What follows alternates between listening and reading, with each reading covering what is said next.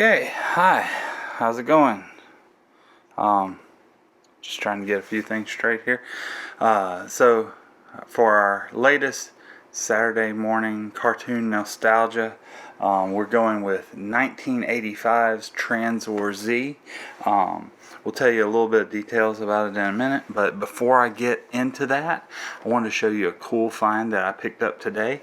Got a little inspired by the recent trailer announcement for the Ghostbusters Afterlife. I never was like super duper biggest fan of Ghostbusters, but you know, it's I guess we'll take these in number order here. But I was at my local Walmart and I was looking, just touring Clarence like I like to do. Clarence, that's my buddy. A lot of y'all refer to him as Clearance. But anyway, I was looking around and just seeing if something caught my eye, and I saw some Funko Pops that had like a little $3 clearance sticker on them, little yellow stickers. And I was like, surely not. Well, the one was on this little fella.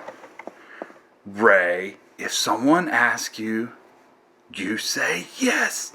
Okay, so there was Ray Stantz, and he had the sticker on him, but then I went through and price checked, and not only was Ray, but we also had Egon,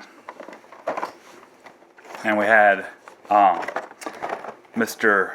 Winston Zeddemore, and it wouldn't be complete with Dr. Venkman. So I managed to get all 4 of the Ghostbusters in their suits and proton packs prior to the movie coming up soon for Ghostbusters Afterlife. And I was really excited to be able to pick these up because at $3 a piece, that meant the whole gang was only like $12. So anyway, just keep an eye out there for any bargains or finds that you find. I'll try to let you know when I see cool things because that's just what I love to do. So, alright.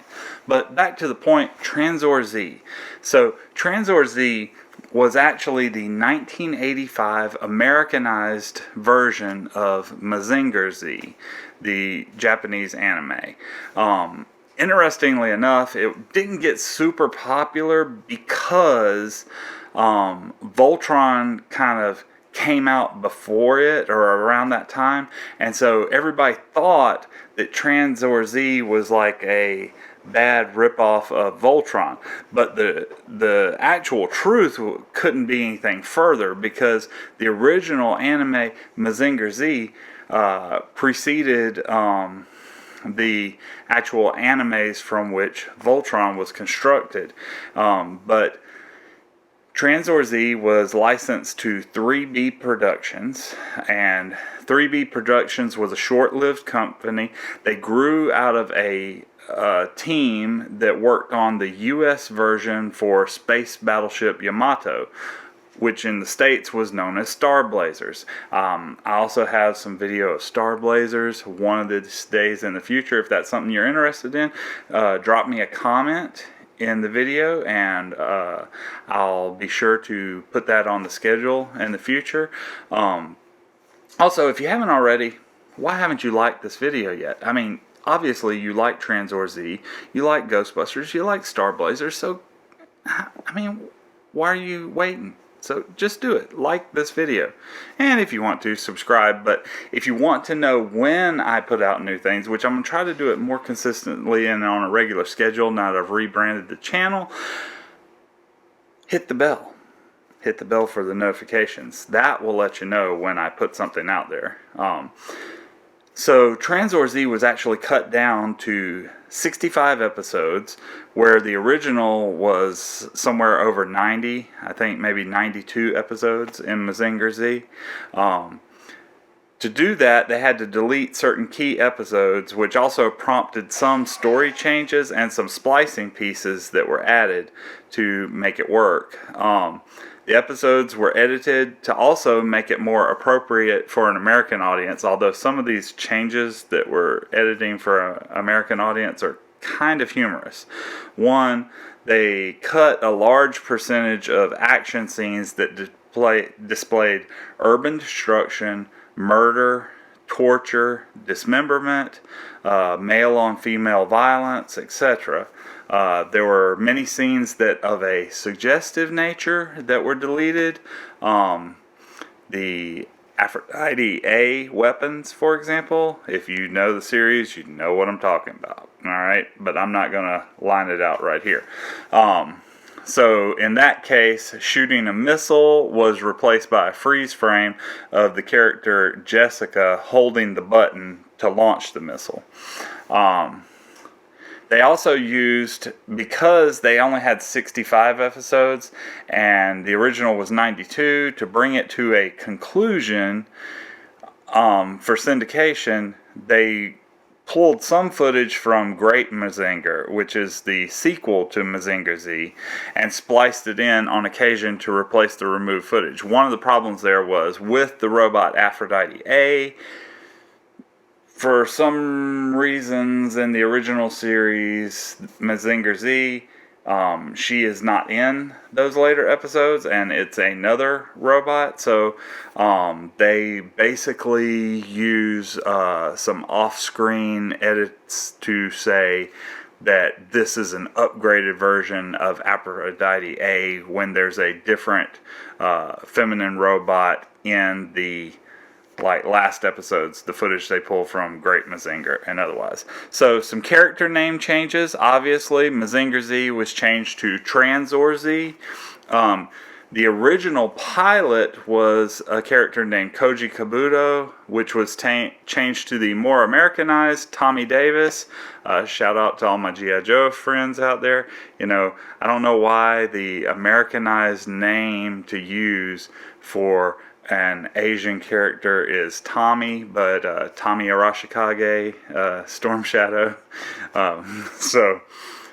We also have Sayaka, who becomes Jessica.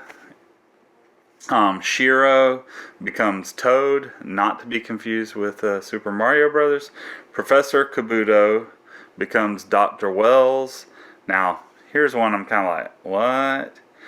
Dr. Hell in Mazinger Z becomes Dr. Demon in Tranzor Z. Then Baron Ashura becomes Deviline in Tranzor Z. One of the odd things that I thought was crazy that they didn't change or edit in any way was that they didn't change the fact that Baron Ashura or Deviline is actually half man, half woman. I mean, I guess it was kind of hard since he was the number one kind of henchman of Dr. Demon, Dr. Hell.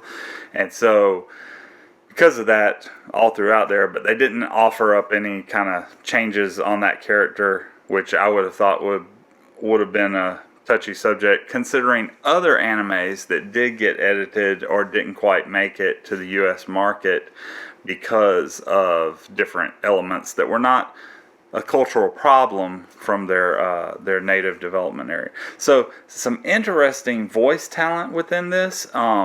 In a couple and number of episodes and some narration is the voice talent of Greg Berger was within this.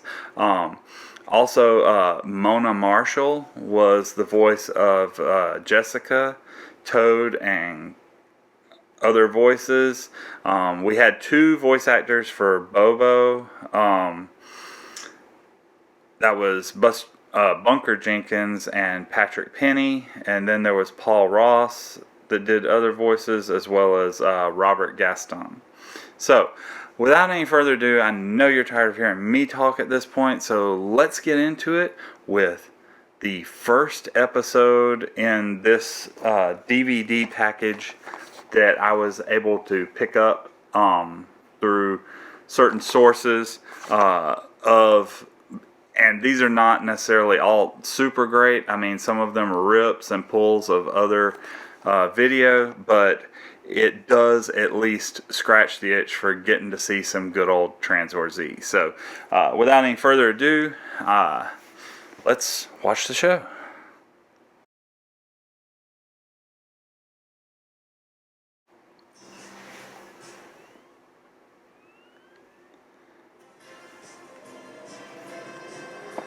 I always used to love this intro scene.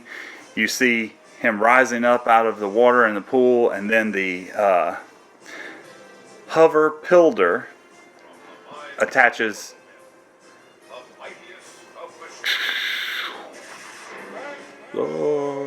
Z. Now, I didn't actually have the channel for watching this. Of course, here's some used over and over footage of minor details. So, let me know what you think. I may do some more Tranzor Z episodes in the future. Just not sure how many folks are aware of this. Like I said, if you stuck with me to this point, please give us a like, give us a, some comments, thoughts. And the original Mazinger Z, of course, was done by the infamous Toei animation. Alright, so, anyway, that's Tranzor Z. Fun little romp. Tommy appears to be having considerable trouble because he didn't read the instructions. So your public service announcement for the day is at least look over the instructions before you're going to start operating an indestructible robot that's the size of a small building, or well, a medium-sized building. It just as G.I. Joe used to say, now you know, and knowing is half the battle. So till next time.